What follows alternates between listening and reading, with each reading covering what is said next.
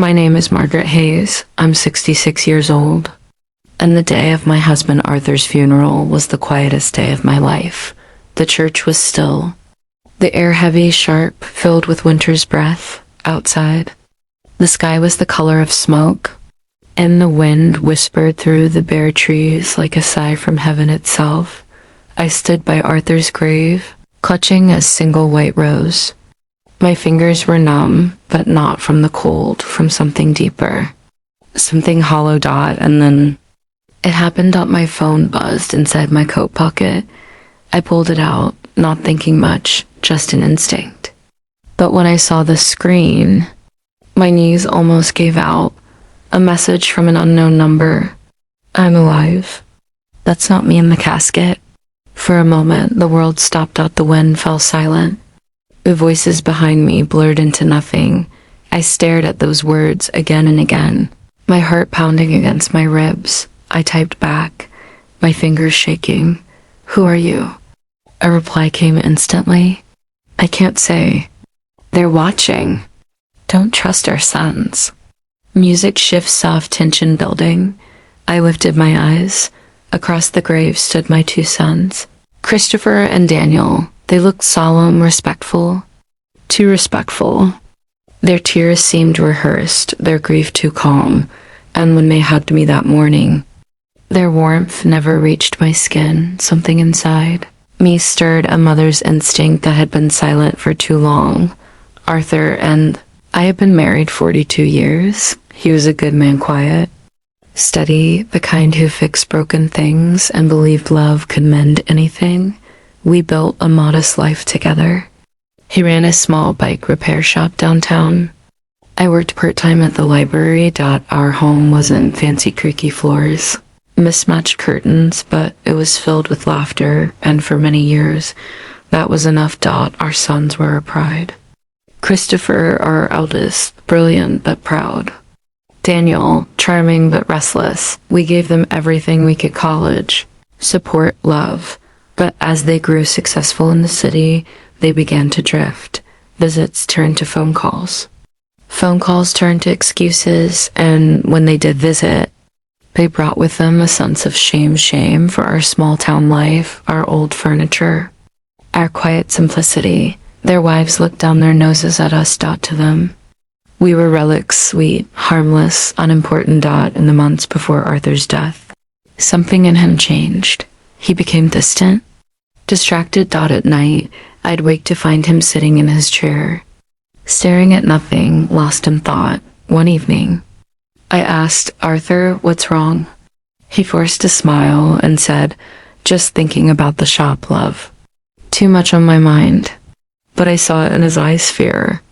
Christopher had been pressuring him to increase his life insurance and sign modernization documents for the shop. Daniel, meanwhile, kept asking odd questions. What time Arthur woke up, what he ate, whether I took the same morning coffee as him. At the time, I brushed it off as concern. Now, I see it for what it was. They were planning something. Then came the call. There had been an explosion at the shop when I arrived at the hospital. Both Christopher and Daniel were already there. I remember their faces not broken by grief, but calculating. They spoke of insurance claims, legal paperwork, and final arrangements. While Arthur lay in that hospital bed, fighting for his life, he died 3 days later. The official report said heart failure from injuries, and then they rushed the funeral. No memorial, no gathering, just a small, quiet burial. Too quiet. That was the day the first text arrived. The next morning, I couldn't rest. I searched the house, desperate for anything that could explain it. In Arthur's workshop, behind a stack of old receipts, I found a sealed envelope with my name on it. Inside, written in Arthur's familiar hand, were words that shattered me. My dearest Margaret, if you're reading this, something has happened to me. I don't trust their intentions. Don't trust our sons. I dropped the letter. My breath caught in my throat. He knew. He had known something was coming. As tears fell, my phone buzzed again. Meet me tomorrow. 3 p.m., coffee house on Maple Street. The next day I went. The cafe was quiet, its windows fogged from the cold. A man sat alone in the corner 50s, trench coat, eyes like he hadn't slept in days. He stood as I approached. "Mrs. Hayes?" he asked softly. "I'm Robert Miller. I was hired by your husband." Arthur had hired a private investigator. He'd grown suspicious weeks before the explosion. Suspicious of our own children, Robert told me. Arthur feared they were plotting against him. Christopher was drowning in business debts. Daniel, addicted to gambling. They needed money and fast. Arthur suspected they were manipulating him into signing papers and increasing his life insurance. But when he tried to confront them, they brushed him off. Robert slid a small flash drive across the table. "Everything you need to know is on this," he said quietly. That night, I sat in the dark, laptop open, heart pounding. When I pressed play, I heard their voices. Christopher, just a few drops of methanol in his coffee. "It'll look like illness, Daniel. And after, the old lady gets the rest. Make it look like grief took her."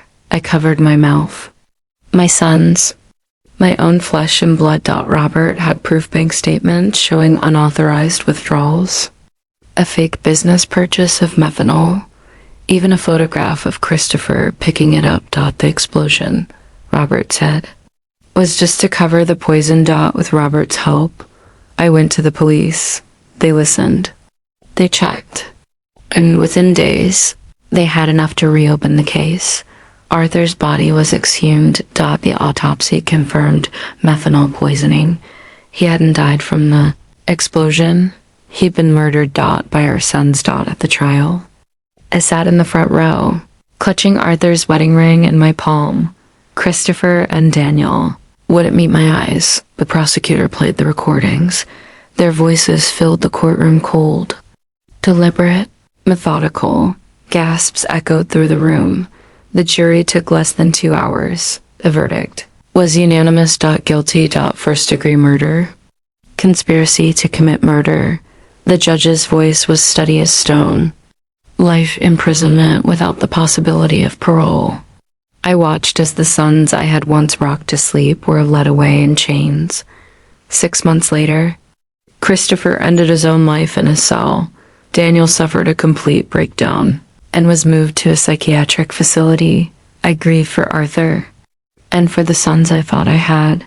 The insurance money that had been their motive, I couldn't bear to touch it.